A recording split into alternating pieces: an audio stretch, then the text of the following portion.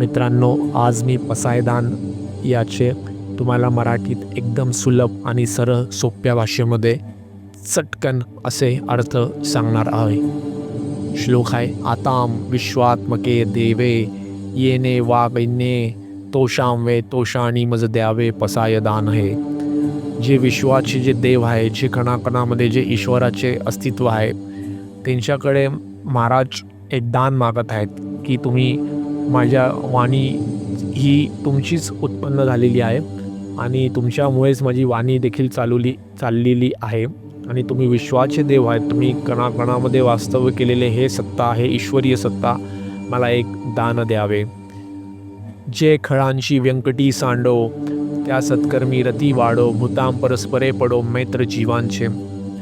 महाराज म्हणतात, जे लोकांमध्ये वाईट गुण आहेत, वाईट प्रवृत्तीचे लोक आहेत, त्यांचे वाईट गुण सांडो, तर या सत्कर्मी रती वाढो, त्यांना सत्कर्मामध्ये आवड निर्माण हो, ते चांगले शुभकर्म करण्यामध्ये त्यांना आवड निर्माण हो. भूताम परस्परे पडो, एकमेकांच्या प्रती, भूत म्हणजे आपण जे जीव आहेत, एकमेकांप्रती माणूस चांगल्या माणुसकीनी वागो, मैत्र जीवांचे आणि मैत्रीपूर्ण असा माणूस राहो. एकमेकांबद्दल वैर न असो, एकमेकांबद्दल खराब भाव नसो, सगळ्यांचे अवगुण काम क्रोध मद मोह नष्ट होऊन एकमेकांप्रती सद्भावना राहून सगळे प्राणी या पृथ्वीवरती विचरण करो. दुरितांचे तिमीर जावो, विश्वस्वधर्मे सूर्य पाहो, जो जे वांछित तो ते लाहो प्राणी जात. जगामध्ये जे पाप आहे, अज्ञानरूपी जे पाप आहे, त्याला तिमीर असं म्हणतात. लोकांचे जे अज्ञान आहे ते जाओ, विश्वस्वधर्मे सूर्य पाहो. विश्वमध्ये पूर्ण जो विश्व आहे तो स्वधर्म म्हणजे जे आत्मा आहे त्याचा सूर्य काय असतो, आध्यात्मिकता काय असते, आपल्या आतमध्ये काय असतं, ईश्वराची सत्ता कशी काम करते, ते लोकांना त्याचं ज्ञान हो.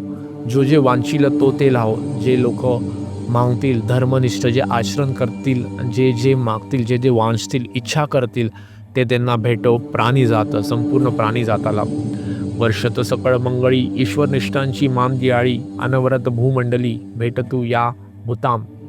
हा श्लोक खूप सुंदर आहे. महाराज म्हणतात की अशा लोकांची उत्पत्ती सदैव होऊ दे, जसे की संत आहेत किंवा जे चांगले आचरण करणारे सज्जन आहेत, अशा लोकांचे या पृथ्वीवरती सतत जन्म होऊ दे. अशा लोकांची मांदियाळी असते, असे लोक कधी जन्म घेतात. पण माझी प्रार्थना आहे देवाकडे की तुम्ही अशा लोकांना पुन्हा चांगल्या लोकांना, चांगल्या आत्मांना जन्माला घाला. चला कल्पतरूंचे आरव, चेतना चिंतामणींचे गाव, बोलते जे अर्णव पियुषाचे. इथं महाराज म्हणतात की जे संत आहेत ते कल्पतरूंचे आरव आहेत. असे जे सत्पुरुष आहेत ते कल्पतरू आहेत. त्यांच्या इथे काही इच्छा केली ती पूर्ण होतात. चेतना चिंतामणींचे गाव, त्यांची जी चेतना आहे ती चिंतामणी आहे. जे मागाल, जे चिंतन कराल ते भेटेल, असे संत आपल्या इथे राहतात आहेत. बोलले जे अर्णव, त्यांच्या वाणीमध्ये, त्यांच्या बोलण्यामध्ये एक अर्णव आहे पियुषाचे, त्यांना पियुषाची उपाधी दिलेली आहे. चंद्रमे जे अलांछन, मार्तंड जे तापहीन. चंद्रमे जे अलांछन, ज्यांचे चारित्र्यवरती डाग नाही आहे, ज्यांचे चारित्र्य चांगले आहे, ते चंद्रमा स्वरूप आहेत. ज्यांना कधी राग येत नाही, ज्यांच्या जीवनात कधी संताप होत नाही, ज्यांना कोणती गोष्ट कधी सतवत नाही, ते सूर्याप्रमाणे प्रकाश रूपच आहेत. ते सर्वांनाही सदा सज्जन सोयरे होतू. अशा लोकांचा संग मिळो, अशा लोकांना आमचे सोयरे बनू दे आणि त्यांच्यासारखेच आम्ही देखील होऊ. किंबहुना सर्व सुखी पूर्ण होऊनी तिही लोकी, भाजी जो आदी पुरखी अखंडितम. किंबहुना या विश्वांमध्ये, तिन्ही लोकांमध्ये लोक सर्व सुखी होऊन अखंड या आदिपुरुषाची भक्ती करत राहो. कारण की एकदा सुख भेटायला स्टार्ट झालं की माणूस भगवंताला विसरतो. तरीही महाराज विनंती करतायत की जरी सगळे सुख जरी भेटल्यानंतर तुला आम्ही विसरू नये आणि जो आदिपुरुष आहे, जी ईश्वरी सत्य आहे, त्यांना आम्ही भजू, अखंडित भजू. आणि ग्रंथोपजीविये विशेषी लोकी इये, दृष्ट विजये हो आवेजी. आद्य भगवंत म्हणतात, जे वेद पुराण, जे ग्रंथ आहेत, शास्त्र आहेत, त्यांचा नेहमी अभ्यास करू. आमची येणारी पिढी किंवा आम्ही जेव्हा सगळे पृथ्वीवरचे जेवढे लोक आहेत ते आपलं हेच ध्येय मानो, की या ग्रंथांचा अभ्यास निरंतर करत राहावं आणि त्याप्रमाणे त्या मार्गदर्शनानुसार त्यांचे आयुष्य व्यतीत हो. येथे म्हणे, "श्री विश्वेश्वरायो हा होईल दान पसावो, येणे वरे ज्ञान देवो सुखिया झाला."